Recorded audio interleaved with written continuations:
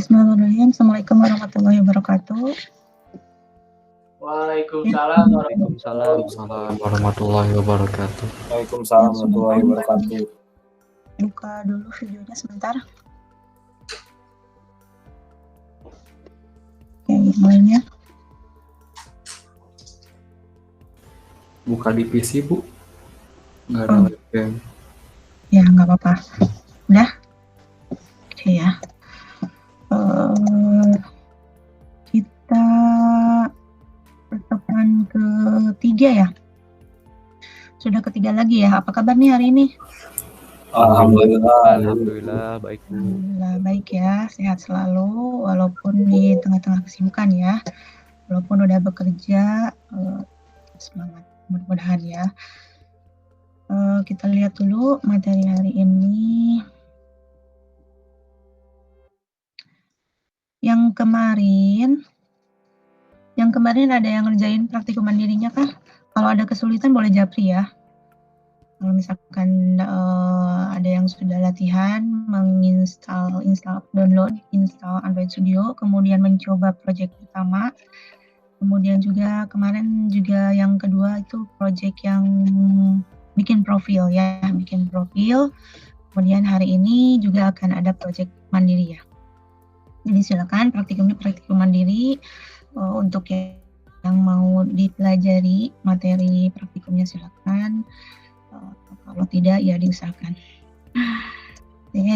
Materi presentasinya udah muncul kah? Sudah, Bu. Sudah ya. Kita mulai saja. Jadi sambil menunggu yang lain juga, tapi dimulai saja. Ini ya ada sedikit mengingatkan. Jadi harapan itu bisa terwujud.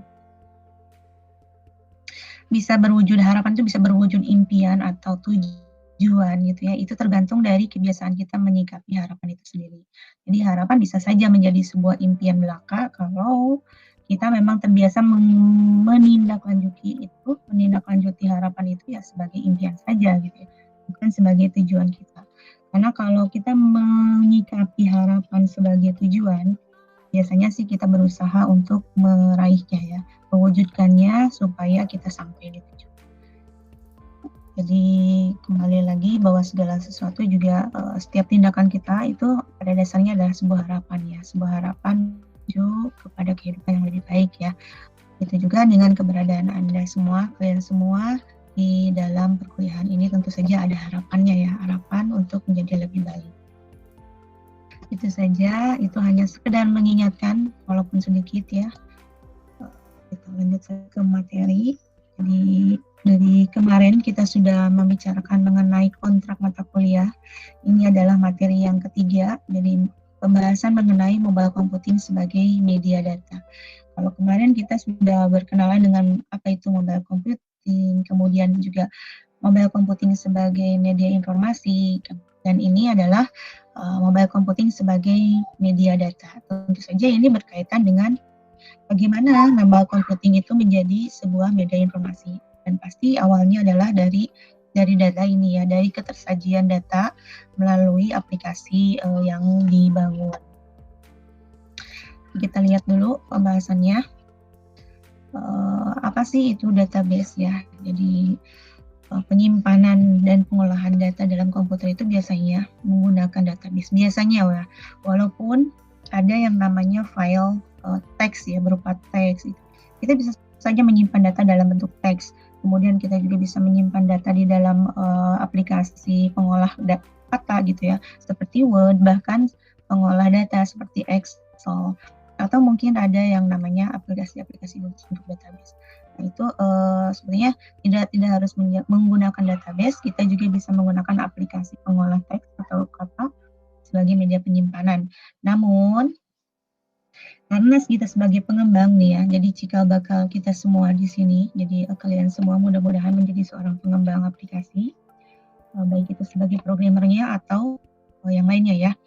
Nah, tentu saja pengetahuan mengenai database ini penting untuk diketahui. Jadi walaupun mungkin yang ada juga ya yang sudah mengenal apa itu database, atau mungkin ada yang baru berkenalan dengan apa sih database. Tapi pasti kalau zaman sekarang sih sudah nggak asing lagi ya apa itu database sepertinya gitu ya. Jadi, walaupun tidak di dunia IT pasti sangat mengenal, pasti tahu gitu apa sih database ini. Database ini ya bisa dibayangkan sebagai sebuah lemari arsip ya. Jadi kalau kita bayangkan mungkin dulu penyimpanan data itu masih berupa arsip-arsip. Jadi tumpukan arsip dari tahun ke tahun terus semakin menumpuk ya. Walaupun mungkin pada kenyataannya sekarang pun masih seperti itu ya. Jadi di satu sisi kita sudah punya data penyimpanan atau database gitu ya. Tapi di sisi lain juga ternyata penyimpanan dalam bentuk arsip masih digunakan.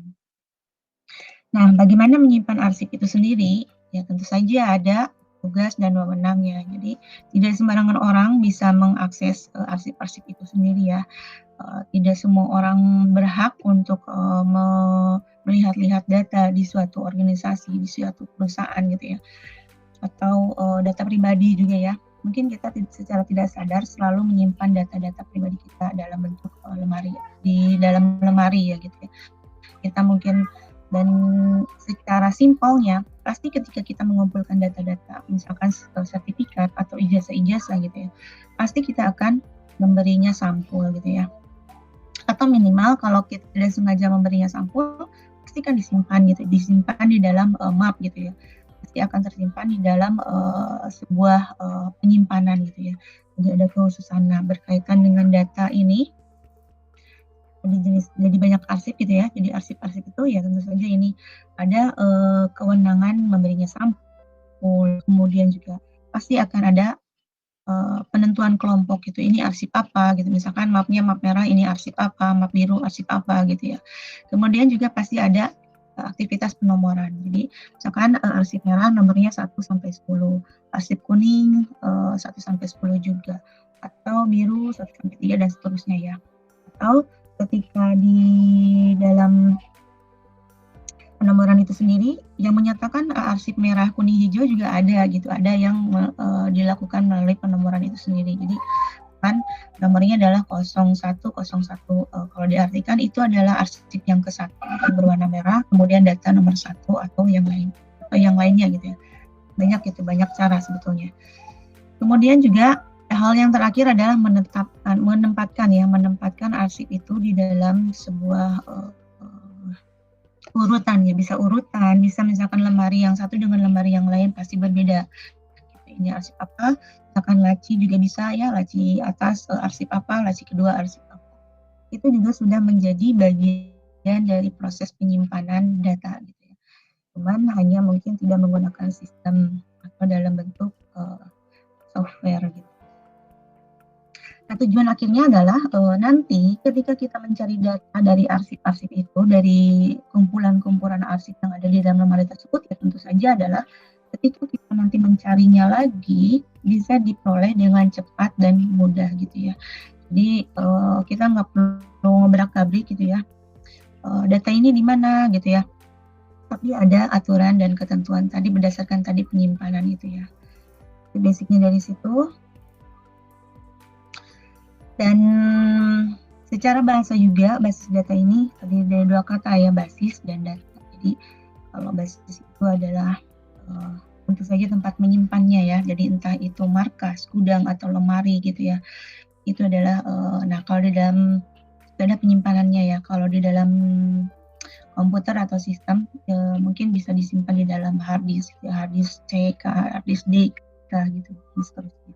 Atau bahkan kalau zaman sekarang kan sudah ada zamannya cloud computing. Jadi mungkin saja disimpan secara cloud gitu ya. Jadi secara online gitu di dalam suatu server orang lain gitu ya. Jadi istilahnya kita menggunakan cloud seolah-olah ada di awan, sebetulnya tidak ya. Tapi kita seperti menyewa sebuah tempat orang-orang yang menyediakan fasilitas server atau tempat itu untuk menyimpan. Kemudian juga tentu saja yang paling utamanya selain tempat penyimpanan juga ya data tadi ya, data sendiri. Jadi kalau arsip ya arsip-arsip itu bisa berupa data. Jadi itu dikatakan sebagai representasi fakta dunia nyata gitu. Jadi yang disimpan itu adalah fakta. Jadi sebuah data yang menggambarkan manusia kah gitu ya, barang atau bisa hewan atau peristiwa tertentu. Kemudian ada konsep keadaan gitu ya. Kalau misalkan seperti kita ketahui kan Data juga bukan hanya manusia atau hewan gitu ya, tapi sebuah peristiwa, misalkan peristiwa bencana, itu juga bisa menjadi sebuah data. Kemudian juga konsep keadaan misalkan keadaan perkuliahan gitu ya, perkuliahan yang satu dengan yang lain, dengan mata kuliah tertentu atau mata pelajaran tertentu, itu juga bisa menjadi sebuah data. Jadi banyak hal lah ya. Jadi intinya adalah si data itu direkam bisa dalam bentuk angka, huruf, kemudian simbol juga, teks, bahkan bunyi dan video juga sekarang sudah bisa dijadikan data. Jadi istilahnya data juga seperti sebuah saksi gitu ya. Jadi dan saksi itu tidak hanya berupa teks atau berupa angka, tapi juga bisa berbentuk audio dan video gitu ya. Gitu, karena itu juga semua kembali ke perkembangan teknologi saat ini gitu ya. Dan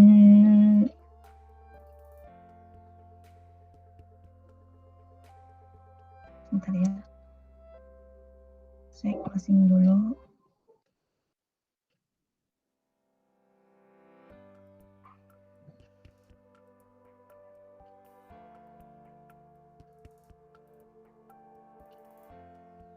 Bentar ya.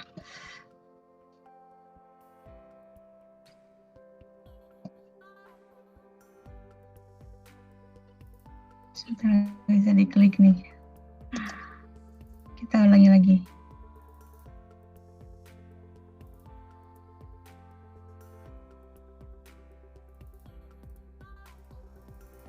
Ada yang bertanyakan dulu dari yang tadi saya jelaskan mengenai data? Atau masih lanjut? Halo? Katanya LMS-nya nggak bisa diakses, benarkah? Bisa, Bu. Bisa ya? Bentar ya. Nge-hang nih. Sepertinya terlalu banyak yang dibuka.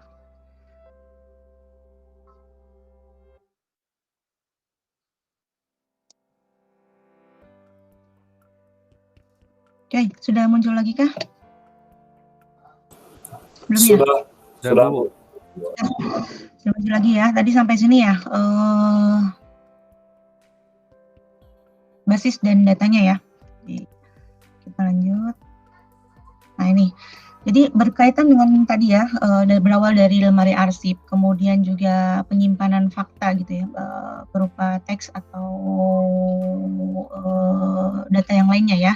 Nah ini karena data tersebut tadi ya banyak sekali, jadi tadi kan selain menggunakan database juga kita sebenarnya bisa menggunakan fasilitas aplikasi lain seperti pengolah teks gitu ya, bisa di dalam Word, bisa di dalam teks Notepad gitu ya, atau bisa di dalam Excel. Nah karena data itu cukup banyak, akhirnya dibuatlah sebuah tabel. Walaupun kita sebetulnya bisa membuat tabel di dalam Excel gitu ya.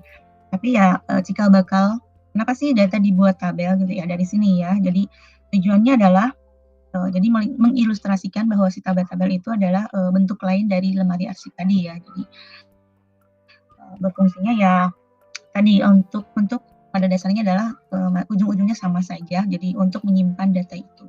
Tujuannya adalah supaya bisa diakses. Nah, tentu saja di dalam tabel ini ada ketentuannya ya. Jadi kalau baris itu disebutnya record, kalau kolom itu disebutnya field. Jadi kalau field itu biasanya ada namanya. Jadi kalau misalkan dalam satu tabel itu, misalkan tabel mahasiswa itu fieldnya atau kolomnya gitu ya, bisa NIM, bisa nama, kemudian kelasnya apa gitu ya, atau alamat dan nomor telepon, kemudian nilai-nilai gitu ya. Dan barisnya itu adalah misalkan namanya adalah Fitra, kemudian Riansa, kemudian Dedi. Nah, itu adalah baris-barisnya atau record-recordnya ya. Nah, itu adalah ketentuan dari sebuah tabel. Dan kenapa harus dibuat seperti itu? Ya karena proses komputer tentu saja tidak bisa. Kalau misalkan mungkin kita bisa saja menyimpan dalam bentuk teks gitu ya, tapi mungkin di dalam teks itu seperti kita ketahui terbatas ya. Kita hanya bisa menyimpan berupa nama file gitu ya. Mungkin 001, 002 gitu, tapi berdasarkan file. Nah, tapi kalau dengan database itu akan lebih mudah gitu ya. Makanya ada karena tadi aturannya sudah baku, aturannya khusus gitu ya untuk pembuatan database dalam bentuk tabel-tabel di dalam sistem. Nah, ini juga memerlukan sebuah manajemen proses. Kalau tadi kita ketahui bahwa dengan kita menyimpan data di dalam lemari arsip pun ada aturannya, apalagi ini menyimpan data di dalam sebuah sistem. Pasti ada yang namanya manajemen proses. Jadi manajemen mengelolanya. Ya tadi kembali ya sama dengan bahwa setiap user yang berhak atau berwenang atau memiliki otorisasi terhadap data itu sendiri juga punya aktivitas tertentu gitu ya. Jadi diantaranya ini dia bisa mengakses, tentu saja dia bisa mengubah, menghapus, menganalisis, kemudian menambah, memperbaiki dari data-data tersebut. Nah itu adalah bagian dari proses manajemen proses pengolahan data. Dan ini adalah operasi-operasi dasarnya di dalam sebuah sistem data yang tersimpan dalam database menggunakan sistem ya.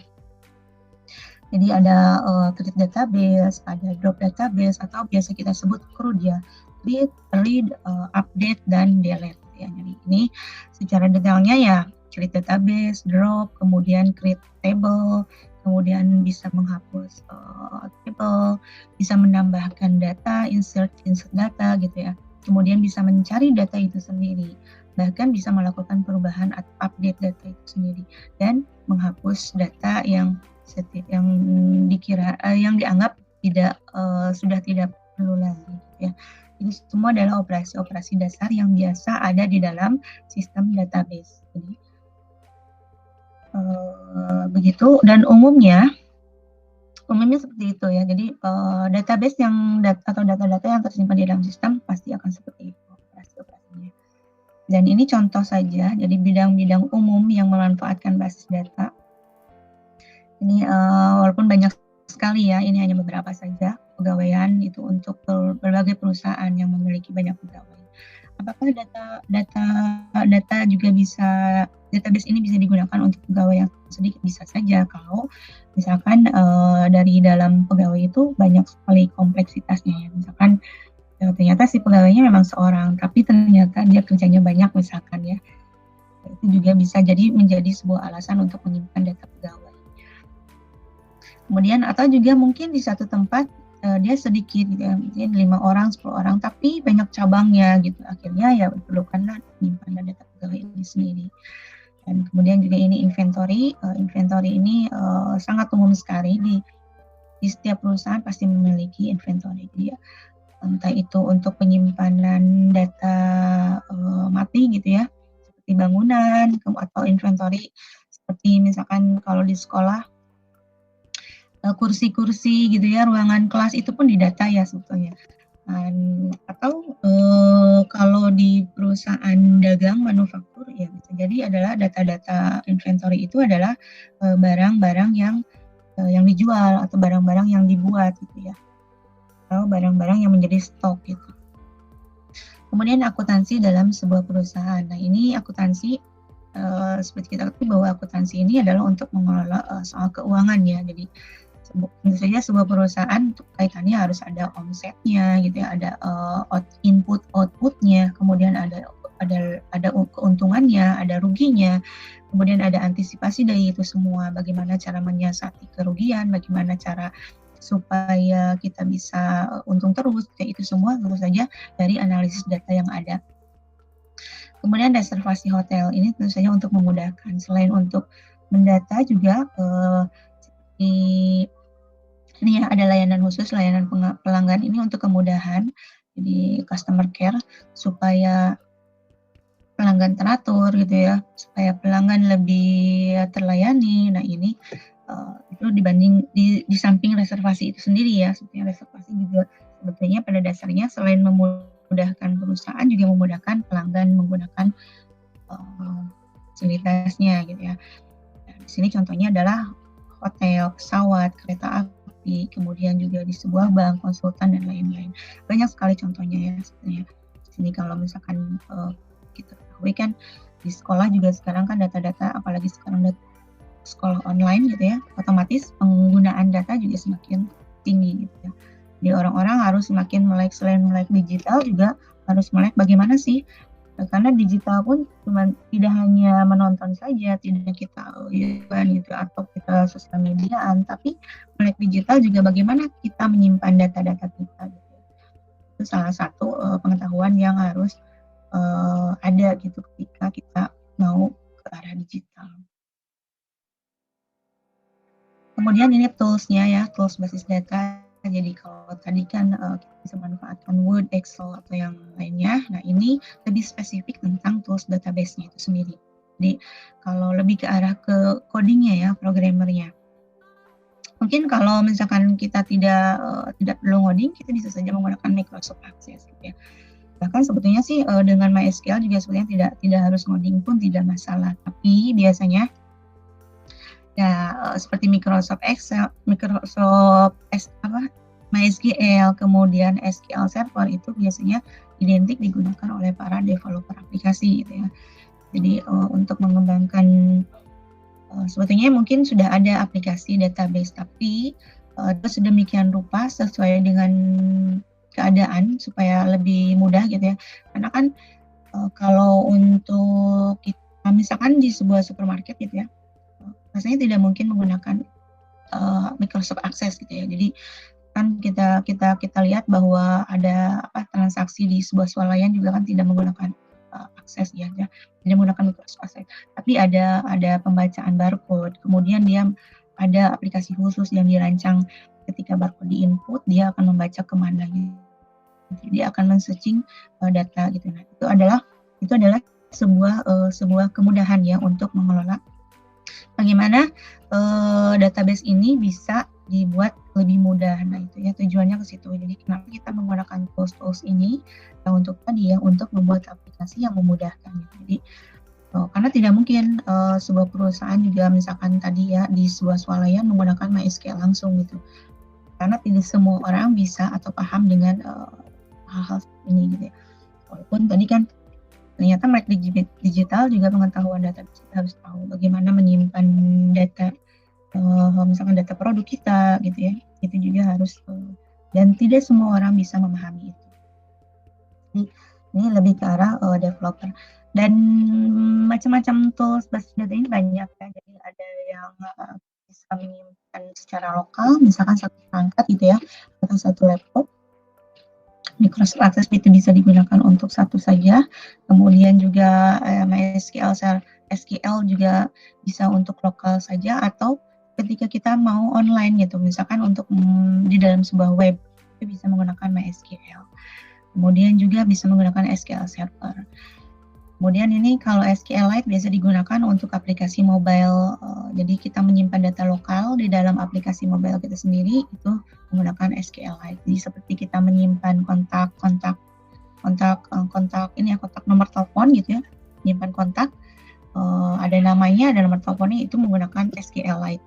Kemudian ada Firebase. Firebase ini untuk database real time. Jadi kalau misalkan ada yang sudah mencoba Canva itu, kita tidak perlu save as, sudah tersimpan. Itu menggunakan teknologi ini ya, salah satunya seperti Firebase. Mungkin kita tidak tahu dia menggunakan Firebase atau dia menggunakan Azure dari Microsoft gitu ya, atau yang lainnya. Nah, kita tidak tahu, tapi kita bisa melihat itu, melihat identifikasi kira-kira dia menggunakan apa gitu database-nya. Jadi semua ada ciri-ciri khasnya. Jadi tidak semua sama. Oh pasti nih baik itu yang lokal, baik itu yang real time, dia pasti menggunakan aksesnya. Tidak seperti itu ya, karena setiap tools ini ada batasannya. Jadi ada kekurangannya, ada kelebihannya gitu ya. Jadi ada ciri khasnya. Firebase itu untuk real time, SQLite untuk lokal. Jadi ada peruntukannya. Sama seperti kita mengolah teks gitu ya. Ya kalau Notepad hanya untuk menyimpan teks saja. Kalau kita mau ngedit teks ya harus menggunakan Word gitu ya. Jadi setiap aplikasi, setiap tools ada ciri khasnya tersendiri. Nah, bagaimana dengan physical data model ini? Power Designer dari Sybase ini untuk membuat konsepnya dahulu. Jadi sebelum masuk ke database ini sendiri, kita membuat tabel-tabelnya. Tabelnya misalkan tabel mahasiswa. Nah, dalam tabel itu ternyata tidak hanya tabel mahasiswa, misalkan di sebuah kampus ya, ada tabel mahasiswa, ada tabel dosen, ada tabel mata kuliah. Nah, itu saling berkaitan. bagaimana hubungannya tabel mahasiswa dengan tabel dosen dan tabel lebih ke physical data model gitu. Jadi semua ini ada peruntukannya, dan bagaimana kita menggunakannya ya kembali lagi fungsinya kita harus mengetahui ini untuk apa. Kemudian kita juga pasti ada tujuan ya. Jadi bukan hanya sekedar mengenal ini ternyata begini. Tidak ya, biasanya orang mencari tahu ini untuk apa karena dia ada tujuan. Kan saya mau membuat aplikasi lokal menyimpan data di dalam HP saya, ya nanti saya akan masuk ke SQLite. Atau membuat aplikasi real time, ya saya akan masuk ke Firebase gitu ya. Jadi semua pasti ada tujuan.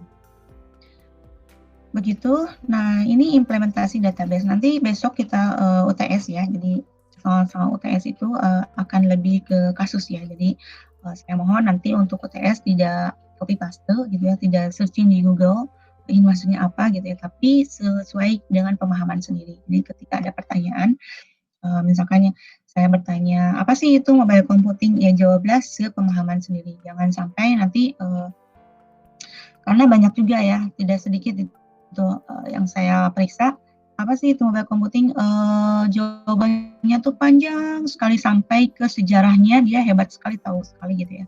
Ya saya tidak tahu ya apakah itu copy paste atau dia memang menghafal itu semua atau dia memang tahu gitu ya. Tapi rasanya kalau sampai sehebat itu saya sendiri pun gitu ya, kalau ditanya sejarahnya pasti masih searching gitu. Jadi ada beberapa yang rasanya berlebihan gitu, menjawab sangat lengkap, ternyata copy paste. Jadi alangkah baiknya bahasanya tidak masalah sederhana, yang penting adalah pemahaman sendiri. Jadi saya bisa tahu, bisa mengukur, oh ternyata apa yang saya sampaikan mungkin tidak jelas gitu, atau mungkin respon dari kalian mungkin kurang, maksudnya gini, saya sudah memberikan bahan tapi kalian tidak membaca misalkan ya gitu ya. Jadi itu hal-hal yang akan menjadi catatan kita semua gitu ya. Karena kan di dalam perkuliahan ini bukan hanya saya pribadi tapi kalian juga, jadi kita saling membutuhkan di sini. Jadi ini adalah konsep mobile computing. Jadi nanti itu untuk UAS ya, untuk besok. Jadi soalnya akan kasus. Jadi ini dilihat dari implementasi database melalui konsep mobile computing, yaitu penggunaan aplikasi mobile ya. Jadi ya tentu saja kalau kita kaitkan dengan bagaimana sih penggunaan database, kaitannya dengan implementasi mobile computing ya, tentu saja umumnya gitu ya, kita akan melihat sebuah aplikasi mobile gitu, aplikasi mobile yang digunakan gitu. Apakah dia bisa digunakan dalam perangkat mobile? Bisa ternyata. Apakah dia bisa ya intinya sih itu ya. Jadi intinya adalah apakah dia bisa digunakan dalam perangkat mobile, kemudian juga basisnya basis mobile, otomatis ya, karena kalau sudah perangkatnya sudah mobile pasti aplikasinya juga basis mobile. Yang mobile di sini adalah smartphone ya, lebih ke smartphone, bukan ke laptop, karena mobile juga bisa laptop gitu ya. Nah, kan laptop juga sebetulnya bisa pindah-pindah. Bahkan kemarin juga kan ada contoh mobile computing juga ada di dalam sebuah mobil. Gitu. Nah ini kalau kita melihat di dalam aplikasi mobile, smartphone khususnya, Android khususnya juga. Nah, ini adalah Google Classroom untuk pendidikan ya. Jadi ini sangat mobile sekali. Ini hanya contoh saja ya. Semoga tidak iklan nih enggak juga ya. Jadi ini contoh. Jadi kita sudah seharusnya gitu ya mencari tahu ini aplikasi termasuk apa gitu ya. Kemudian ini ruang guru juga untuk belajar. Ini contoh ya, contoh karena di dalam kita menggunakan Classroom, kita menggunakan ruang guru gitu, kita bisa mengakses itu dimanapun dengan perangkat smartphone kita. Bahkan ini untuk marketplace, jadi kita bisa menggunakan Tokopedia, Bukalapak gitu ya, untuk bisnis dan penjualan. Jadi selain kita sebagai penjual atau kita pemilik bisnis itu ya, pemilik bisnis yang banyak resellernya, atau kita hanya sebagai pembeli. Nah, ini bisa multifungsi sebetulnya ya, sama seperti kita menggunakan Gojek gitu ya. Gojek kan ternyata sekarang bukan hanya sebagai pengantar saja ya, tapi ternyata bisa mengirim barang, kemudian bisa melakukan pembayaran gitu ya. Bahkan kita bisa memesan makanan gitu ya.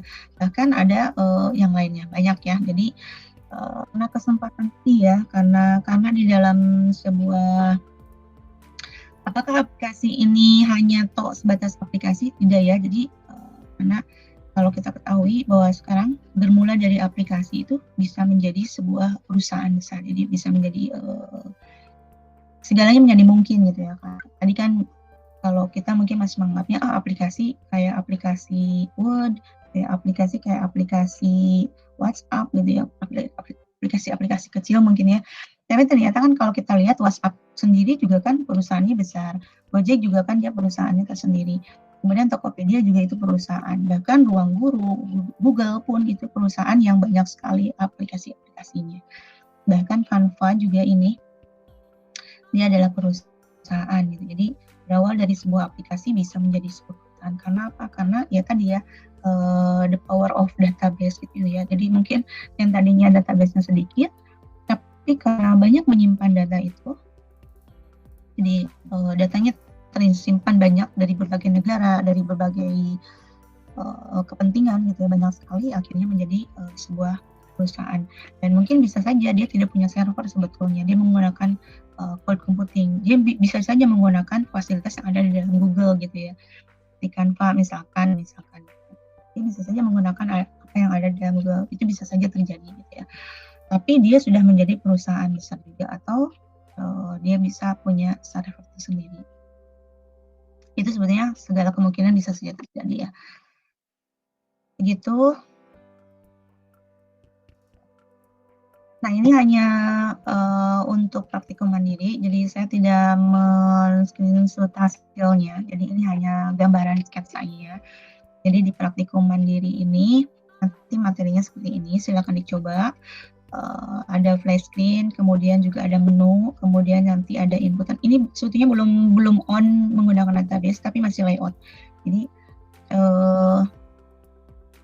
Jadi masih praktikumnya masih sebatas layout. Jadi nanti mungkin di pertemuan setelah UTS baru saya akan memberikan materi mengenai bagaimana sih menggunakan database SQLite. Kemudian nanti yang terakhir adalah menggunakan database real time atau menggunakan Firebase. Jadi silakan dicoba, harus dicoba ya. Jadi supaya tahu, gitu. Jadi supaya nanti mata kuliah ini ternyata seperti ini gitu ya. Walaupun ini saya tidak nge-push bagaimana praktikumnya ya. Jadi saya betul-betul membebaskan pada kalian semua, silakan tanggung jawab masing-masing. Karena kondisi ya, karena kalau misalkan di kampus, kalau di kampus pasti praktikum. Karena kita tidak di kampus, jadi saya paham sekali pasti ada banyak keterbatasan, terutama soal perangkat ya. Apalagi ditambah waktunya ini malam-malam. Begitu, ini hanya tampilan saja, layout silakan belajar skill layoutnya, karena di dalam Android Studio juga tidak hanya cukup dengan download, install, terus kita bikin project sama Hello World gitu ya, tapi ternyata kita harus bisa memahami bagaimana sih layout di dalam Android Studio. Nah, ini makanya saya masuk kembali perihal layout ini. Jadi kalau yang kemarin kan yang sebelum-sebelumnya adalah Hello World, itu memasukkan sebuah kata atau sebuah kalimat gitu ya, kemudian ditampilkan ulang di activity baru. Dan yang kedua adalah membuat profil. Itu sebetulnya tujuannya untuk memahami layout di Android Studio. Bagaimana sih membuat sebuah layout di Android Studio. Yang kedua, nah ini yang ketiga juga masih tentang layout. Jadi semoga lebih lihai gitu dengan latihan-latihan ini. Itu, jadi ini contoh nanti untuk input data. Kemudian juga ada mencoba lagi tentang apa sih teks gitu ya, sama dengan profil nih sebetulnya nih yang tentang aplikasi ini. Biasanya kan di sebuah aplikasi ada ya tentang about aplikasinya, jadi ini dibuat oleh siapa gitu ya, hanya untuk mencoba saja tujuannya. Itu silakan dicoba, dan kalau ada yang mau sharing hasilnya nanti di Google Classroom silakan ya. Kemudian sudah, materinya hanya sedikit karena besok akan UTS. Jadi silakan dibuka-buka lagi materinya, bagaimana memanfaatkan konsep mobile computing, bagaimana konsep dari mobile computing itu sendiri. terutama khusus untuk pemahaman kita soal aplikasi-aplikasi mobile ya. Jadi kira-kira aplikasi ini sudah termasuk mobile computing belum gitu ya? Itu tolong dipelajari gitu ya. Intinya sih mobile computing itu ya adalah aplikasi-aplikasi mobile ya, dengan database. Intinya adalah seperti itu ya, mudahnya. Kalau dia menggunakan perangkat mobile ya sudah pasti ya, karena dari namanya jadi sudah jelas. Begitu, jadi tetap selalu semangat ya, kemudian pandai-pandai bersyukur menghadapi apapun, jadi sesusah apapun tetap bersyukur ya. Dan satu hal lagi, selain kita pandai bersyukur juga kalau kita benar-benar bersyukur pasti akan ada sesuatu yang kita lakukan gitu. Artinya bersyukur ya pasti bergerak. Jadi tidak ada tuh yang namanya bersyukur ya diam aja gitu. Pokoknya semakin kita bersyukur kita akan semakin bergerak gitu. Kita akan semakin meraih sesuatu. Biasanya gitu ya. Jadi gitu. Sudah sih materinya cuma sedikit ya tentang media media data ini. Jadi sebagai media data ini sebetulnya lebih banyak ke praktikum ya, karena praktikumnya ternyata tidak mudah nih ngoding gitu ya, walaupun hanya sebatas layout gitu ya. Biasanya sih gitu ya. Jadi untuk yang pemula kalau misalkan masih ternyata saya layoutnya masih tidak pas nih gitu ya, itu hal yang biasa, semua orang mengalami. Yang baru-baru yang pernah mengalami itu ya, mengalami step bagaimana membuat aplikasi dengan Android Studio itu pernah dialami. Jadi bagaimana ketika download juga ada ya gitu ya, download berkaitan dengan perangkat kita, kemudian install yang gagal saja, kemudian runningnya error saja gitu, itu hal-hal yang sering dihadapi gitu, hal-hal yang malahan harus karena kalau seorang programmer tidak melewati itu semua dia tidak akan belajar. Jadi intinya sering-sering gagal ya, kita sebetulnya sering-sering belajar dari situ. Kalau programmer sering error, wajar sebetulnya ya, karena memang begitulah prosesnya. Tidak mudah, tapi bisa gitu ya. Semua bisa karena sudah banyak gitu, karena sudah banyak yang bisa. Yang awalnya dari yang tadi yang masih banyak errornya. Begitu, ada yang mau ditanyakan kah? Sudah Isa ya? Sedikit lagi. Ada yang mau ditanyakan dulu? Silakan. Semoga bisa dipahami ya mengenai konsep database ini di dalam mobile computing. Sebetulnya sih mudah ya, itu saja gitu. Cuman yang lebih harus kalian lakukan itu adalah belajar menganalisis aplikasi gitu. Menganalisis aplikasi ini termasuk mobile computing bukan? Apakah ini sekedar aplikasi biasa gitu ya? Tapi umumnya sih aplikasi mobile umumnya sudah mobile computing gitu ya. Jadi kita bisa mengakses dimanapun, dia juga sudah terhubung ke dalam database, real time juga gitu ya. Sebenarnya bukan hanya mobile computing, tapi sudah cloud computing zaman sekarang ya. Teknologinya sudah lebih jauh lagi sebetulnya.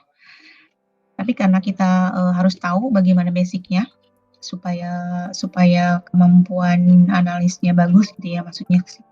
Jadi semakin banyak teori sebetulnya, supaya walaupun nanti mungkin ujung-ujungnya dari vokasi atau D3 ini sebetulnya bukan ke analis, tapi lebih ke praktisi gitu ya. Tapi tidak ada salahnya gitu, karena kan nanti bisa menjadi bekal, siapa tahu nanti setelah D3 mau ke S1. Ada yang tanyakan dulu?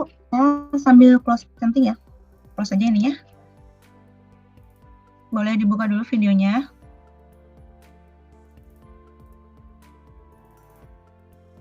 Oke, yang lainnya.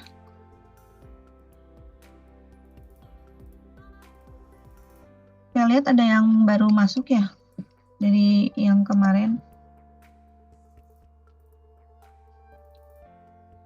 Ternyata nggak ada. Bentar. Loading. Ada yang menanyakan dulu nggak?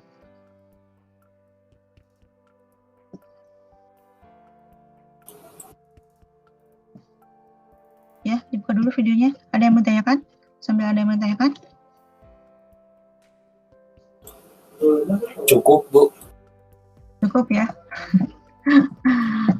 Cukup nih, bingung atau gimana? Semoga bingung ya, karena kalau bingung nanti kalian akan banyak berpikir.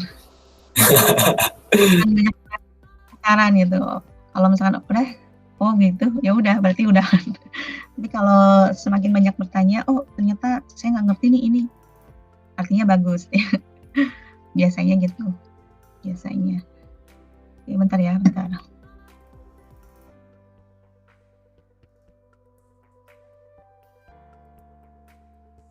Oke, bentar.